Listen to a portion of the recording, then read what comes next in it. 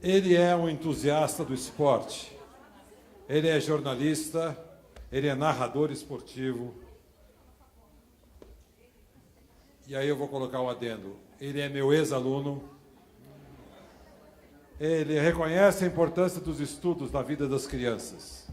Sobretudo, reconhece a força do esporte como solução contra a pobreza infantil. É com muito orgulho mesmo que eu chamo ao palco o jornalista Leonardo Levati, que irá apresentar e conduzir a próxima entrevista. Leonardo, o palco é seu e de seu convidado entrevistado. Prazer em revê-lo. Prazer. Oi, gente, tudo bem? Boa tarde a todos. É uma emoção muito diferente estar aqui. Eu sou um grande entusiasta da educação. Acho que esse evento é fundamental, é um valor imensurável e ter a honra de poder apresentar um ídolo que vocês vão daqui a pouco aplaudir muito, com toda a justiça. É um episódio inesquecível nessa curta caminhada, nessa curta carreira. A gente vai falar de esporte, vai falar de cidadania, vai falar de educação e, sobretudo, do potencial que o esporte tem em termos de transformação social. É muito legal ver aqui, rever pessoas que foram fundamentais para a minha formação e que me ajudaram a ser quem eu sou hoje. E é muito legal saber que cada uma dessas pessoas está buscando aumentar a inclusão social a partir da educação e, por que não, usar o esporte como uma ferramenta para isso. Eu tenho 22 anos. Você imagina o que é ter 22 anos? É uma vida pela frente, embora essa questão não seja matemática, sempre a vida, todo dia ela é. Com 22 anos você começa a projetar um monte de coisa para o teu futuro, começa a caminhar, tem planos e você é guiado pelo motor da humanidade, que é a esperança. Só que imagine com 22 anos você ter uma medalha de ouro no teu peito. Com 22 anos, você mal começou assim a vida e você, lá em 1992, consegue uma medalha dourada no peito. Você representa a paixão de milhões de brasileiros, você representa o divisor de águas para a história do voleibol brasileiro e é um dos líderes mais carismáticos que a história do esporte já pôde proporcionar.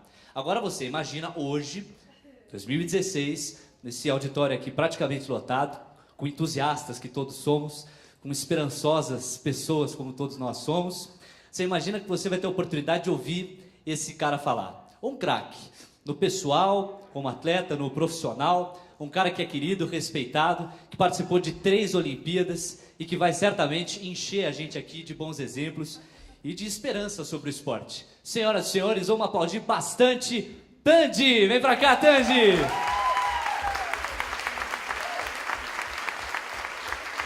Um ídolo, que honra! Por favor, Tandy. Vamos bater esse papo então, tenho certeza que vai ser muito legal. Olha só, gente, o Tandy, que vai falar em instantes, tem 46 anos, parece um menino. É de Resende, Rio de Janeiro. Como eu ia falando, né, ele conseguiu a medalha de ouro espetacular, histórica para o Brasil em 1992. Foram 3 participações olímpicas e hoje atua lá na TV Globo, atua como jornalista, apresentador, comentarista esportivo, brilhou nessa edição histórica no Rio de Janeiro. É muito legal ter você aqui, obrigado por ter aceito, obrigado por compartilhar com a gente tanta história e tanta experiência. Boa tarde. Boa tarde, Léo, boa tarde a todos. Um prazer imenso estar aqui, ter escutado uma bela palestra ministrada aqui. Falar da transformação do esporte, eu acho que isso é muito legal, é uma ferramenta. Eu que não era um bom aluno, meu filho não é um bom aluno, está vindo atrás de mim, realmente. Eu reprovei 2 anos, um ano só passei em religião e educação física e tinha aquela palavrinha sonho, assim, seguindo o meu norte. E realmente o esporte transformou minha vida. Eu lembro que eu chegava com um boletim, meu pai falava, sem menosprezar a vida de um gari, ele falava, você vai ser gari na vida se você continuar assim. E eu não deixei meu pai entrar no meu sonho, eu era apaixonado pelo voleibol, depois eu tomei jeito, e fiquei realmente encantado pelo vôlei, treinava 8 horas por dia, tive a sorte de encontrar uma geração, que eu acho que isso é importante, sim, ainda mais no coletivo, né? Coletivo, e que aí apareceram os resultados. Aí eu lembro que cada presente que eu ia dar para o meu pai, eu chegava e falava aqui, ó, toma o presente do Gari. Aí ele, você, hein? Mas eu acho que isso é muito importante. É importante para a gente ter esperança em ser alguém, em buscar novos horizontes, para essas crianças do Brasil aí, isso é fundamental. Sem dúvida. Você começou a treinar com essa intensidade com quantos anos? Porque com 22 você era campeão do mundo. Eu comecei a treinar mesmo aos 18 anos, 17 para 18 anos. Eu lembro que meu pai foi adido militar no Paraguai, tinha 15 anos, tinha parado de jogar, comecei aos 12 anos no Botafogo, no Rio de Janeiro. E aí eu fui, meus irmãos mais velhos, minha irmã Adriana, para quem não sabe, minha irmã é medalha de prata e bronze nas Olimpíadas, uma em Sydney e outra em Atlanta, pelo vôlei de praia.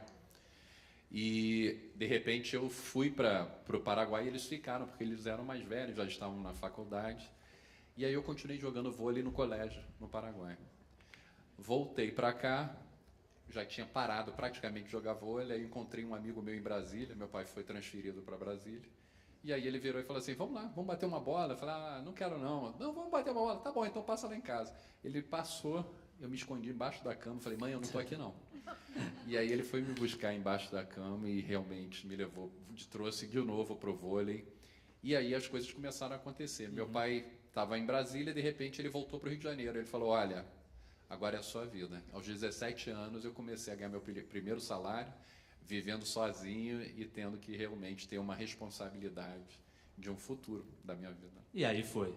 Esporte e cidadania de fato combinam. Se a gente pensar, por exemplo, naquele momento tenebroso da história, década de 30, com a ascensão do totalitarismo e a Alemanha de Hitler tentando atestar, né, chancelar o rótulo de ser humano ariano, né, a raça pura, o que obviamente é degradante e não merece nem ser respeitado, embora tenha que ser comentado para se lembrar sempre, né? Jamais esquecer e apagar da memória, justamente para que isso não se repita. Mas quando você pensa na Olimpíada de 1936, né, em Berlim, e o exemplo é clássico, o Jess Owens, que faturou grandes medalhas, quebrou recordes mundiais, você tem um nítido exemplo de que o esporte ele contribui para a cidadania. A gente pode pensar na democracia corintiana na década de 80, que também foi uma força de resistência. Tandy, para você, como o esporte te fez um cidadão melhor? Quais exemplos você teria para contar para a gente? Bem, primeiro porque você ali já sabe, você começa a aprender a vencer na vida e a perder também na vida. O vôlei de praia, ele mostra isso todos os dias. Você chega num campeonato mundial, por exemplo, como o melhor jogador do mundo. Em uma semana você vai para outro país e, de repente, se você realmente não tiver uma humildade a se adaptar àquela situação, você vai sair na primeira rodada do campeonato. E isso realmente mostra para você o tempo inteiro, gente, nome não ganha título, nome não ganha poder, você não chega a lugar nenhum se você não trabalhar, se dedicar e realmente fazer o trabalho todos os dias. E é isso que eu tentava fazer todos os dias quando entrava dentro de uma quadra, 8 horas por dia, junto com aquela geração, Giovanni, eu fui campeão olímpico aos 22 anos. Nós éramos tão jovens, mas tão jovens, que eu lembro que o Marcelo Negrão, o restaurante era aberto 24 horas na Vila Olímpica, é aberto, né, numa Olimpíada. Aí o Marcelo Negrão ia, pegava refrigerante assim e falava, Tandy, aqui tudo é de graça, Tandy, olha que maravilha. Então nós éramos jovens, talentosos, realmente sonhando em representar o Brasil. E era um momento muito parecido com esse. Né? A política não estava bem, impeachment no Collor, o futebol, que é o nosso xodó no esporte, que a gente costuma falar que o futebol é até a religião. O futebol também era apenas tricampeão, só foi 2 anos depois, em 94, campeão Exato. mundial. Então, realmente, foi um pouco de lavar a alma. E eu acho que a maior mensagem daquele grupo que a gente conseguiu foram 2 situações que aconteceram assim, que a gente realmente virou e falou assim, caramba, a gente atingiu um lugar onde jamais o esporte, o vôlei, que era considerado até então de elite, ele alcançou.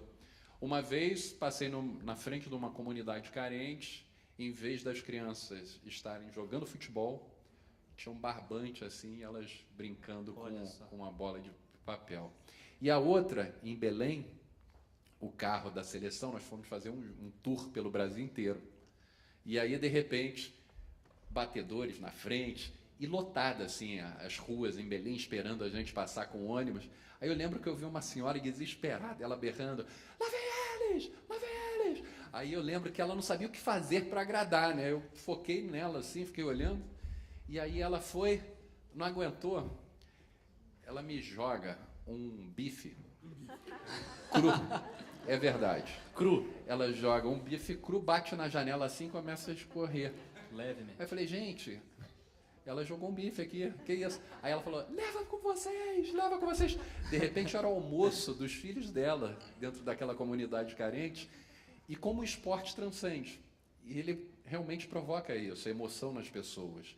Então, o esporte, a educação e a cultura são realmente ferramentas de transformação. E o Rio de Janeiro recebeu, né, os Jogos Paralímpicos, os Jogos Olímpicos. Eu queria que você comentasse isso, sobretudo no quesito legado. O quanto você acha que isso foi positivo? Houve uma narrativa divergente sobre receber ou não, né, esses Jogos. Havia quem apoiasse, havia quem não apoiasse. Quero saber como você se posicionou diante disso e o legado que esses Jogos deixam. É difícil porque o país considerado terceiro mundo, faltando muito para a educação, para a saúde, acho que são peças fundamentais, né, para fazer uma população melhor, um povo melhor. Você tem uma Olimpíada dentro desse país. Mas já que o Brasil já tinha vencido, já não dava para voltar atrás. Eu acho outro momento. Era um outro momento, nós tivemos que acatar com isso. E esse era o medo, um momento que o Brasil estava bem descrédulo, todo mundo triste, saindo passeatas aí por fora, não que tenha acabado, mas todo mundo indo atrás dos seus direitos, do brasileiro, da brasilidade. No momento que teve aquela abertura da Olimpíada, de novo, eu garanto que todos nós aqui começamos a falar, caramba, nós somos capazes realmente de fazer um belo evento. Não interessa se somos de terceiro mundo ou não. Mas a partir daquele momento eu achei que o Brasil, de novo, deu uma levantada e falou assim, caramba, nós somos brasileiros e temos orgulho de ser brasileiros. E realmente naquele momento foi maravilhoso. O legado que eu espero que seja o mesmo da Espanha, porque a Olimpíada tem esses dois lados, né? Você tem um lado do legado positivo, que foi na Espanha, em Barcelona, que foi a que eu ganhei em 1992, e tem o negativo em 2004, que foi da Olimpíada de Atenas. Eu tive lá para fazer 2 matérias para o Esporte Espetacular com o Giba, com o Emanuel e com o Ricardo. Então, a piscina olímpica, eu vi um pinico dentro da piscina olímpica. Na arena do vôlei de praia, que eu levei o Emanuel e o Ricardo, eles choravam, metade pela emoção de estar naquele lugar, e a outra metade por verem aquele momento totalmente assim, o oposto do que eles viram naquele momento mágico. Uma árvore plantada dentro da quadra. Então, esse é o legado negativo, e a gente vê a Grécia também realmente não indo bem das pernas. E essa é a maior preocupação que eu acho do povo brasileiro. O que a gente pode fazer para transformar uma Olimpíada ser um ponto positivo? Escolas, dar oportunidade, o lado turístico, já que o Rio de Janeiro é uma cidade turística, o turismo esportivo que isso a Espanha conseguiu, em Barcelona. Eles conseguiram transformar uma cidade. Tinham várias partes, por exemplo, onde foi a Vila Olímpica, era uma estação de trem onde tinham traficantes, tinham realmente problemas. Hoje em dia virou um bairro nobre, muito bom, em que realmente deu uma qualidade de vida dentro de Barcelona, deu um upgrade em Barcelona. Então, esse é o legado que eu espero que a Olimpíada deixe. Lógico, não era o momento ideal, se nós falássemos, poxa, mas já estávamos realmente compromissados com aquele momento. Então, nós tivemos que buscar a excelência e fazer o melhor possível. Um exemplo, né, dentro do Parque Olímpico, né, da estrutura olímpica que foi erguida lá no Rio de Janeiro, a Arena do Futuro e o Parque Aquático são 2 estruturas que vão se transformar em escolas municipais, né, para Jacarepaguá. Outras vão ser desmontadas também. Quer dizer, é pouco, é muito, a discussão é espinhosa, vai ter são muitas vozes, né, que vão aparecer, mas é um pequeno exemplo aí diante do que foi projetado. Mas eu acho que o maior legado não vem nem pela parte da infraestrutura, claro. Não, vem pela parte dos atletas. Que nós vimos atletas, super atletas, e de repente a gente viu os super-heróis que são os paralímpicos. E é ali que realmente transformou a gente, e nós olhamos aqueles meninos fazendo milhões de coisas, e às vezes várias pessoas, inclusive eu reclamando da vida em alguns momentos, por causa disso, daquilo, e de repente você vê um atleta paralímpico dando um show e mostrando que é capaz e que ele não se preocupa, num sorriso. Aquela nadadora, esqueci a Márcia, eu acho, se eu não me engano, 4%, ela está com uma doença degenerativa. Sim. E simplesmente ela falou, eu estou aqui morrendo de dor e eu estou lutando principalmente para isso. Aí mostrou a tatuagem, o nome dos filhos dela. Então, esse realmente é o grande legado da Olimpíada, em que o brasileiro veja aquele momento e fala assim, caramba, eu sou capaz. Se eles estão mostrando para a gente esse momento, eu também sou capaz realmente de mostrar que o Brasil pode ser melhor, nós podemos ser melhor todos os dias. Tandy, se você fosse o ministro dos esportes aqui no Brasil, ministro dos esportes, geral, você tem total liberdade para tomar uma atitude, levantar uma medida. Te passa na cabeça o que fazer para o esporte ficar mais inclusivo e potencializar o futuro das crianças? Sei exatamente o que é nos Estados Unidos, o esporte dentro das escolas. O esporte ele faz você se afastar da marginalidade, das drogas, ter possibilidade, porque aconteceu comigo. Eu, aos 12 anos de idade, tinham vários amigos meus com drogas, andavam na rua, festas, queriam isso. Eu tinha um compromisso, chegava em casa, treinava pra caramba, chegava à noite, morto de sono, eu queria dormir. E no dia seguinte estudar, não muito bem, mas estudava. E isso ajuda, querendo ou não, ajuda, contribui muito. Então seria botar o esporte realmente nas escolas municipais. Isso que acontece nos Estados Unidos. A gente vê todos no high school americano sendo preparadas, crianças, elas aproveitam uma bolsa de estudos através do esporte. E dali eles vão se formar e realmente vão ser pessoas. Muitos não darão certo no esporte, né? Eu acho que a importância disso é exatamente isso, você ter um link junto com a educação. E essa é uma narrativa clássica, né? Você tem muito no futebol atletas que abrem mão da sala de aula para se tornarem jogadores de futebol e depois sentem o peso disso quando se aposentam e tal. Quer dizer, integrar, né, a sala de aula e as quadras, os ginásios. Com certeza, até para dar entrevista é importante, você saber falar, você tomar conta dos seus bens, né? Eu lembro uma história também que me marcou muito. Tinha um jogador de futebol, defensor, e aí eu vi assim, fulano de tal, comprou uma Mercedes-Benz, mas não tem apartamento. Ele botava o terno dentro da Mercedes-Benz dele, parava na esquina, na frente de uma padaria, saía, escovava os dentes e ia treinar. Resultado não seria muito bom, né? No final, foi exatamente o que todo mundo esperava, ficou sem nada, sem oportunidade. Então, querendo ou não, até para isso, a importância da educação é fundamental, para você se planejar e ter um futuro melhor. Eu queria ouvi-lo, seu depoimento como atleta, campeão do mundo, participações olímpicas, hoje como jornalista, comunicador.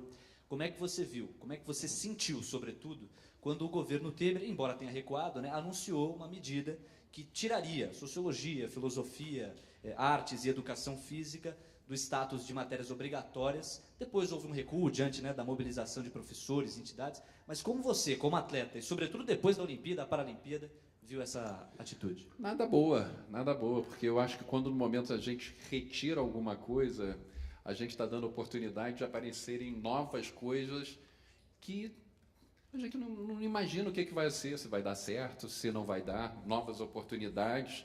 Eu vejo que naquele momento a gente retrocedeu e falar assim, caramba, de novo, vamos começar a pensar coisas positivas para o futuro. As coisas que deram certo nós vamos mexer para quê? E realmente é uma coisa que mexeu muito comigo, mexeu com a população e isso aí, lógico, foi reivindicado automaticamente e foi revisto. Para a gente finalizar, que eu acho que temos um pouco do tempo apertado, se você estivesse diante de uma criança, qual conselho você daria para ela relacionado ao esporte? Sonhe, que através dos sonhos ninguém pode entrar nos seus sonhos e você pode realizá-los. Todo dia você sendo uma criança verdadeira, sendo correta, respeitando seus pais, sendo amigo dos seus pais, tendo oportunidade de praticar esportes, fazer com que as suas aulas dentro de uma escola sejam realmente proveitosas, com certeza você vai se tornar um cidadão melhor. Senhoras e senhores, Tandy! Valeu, gente!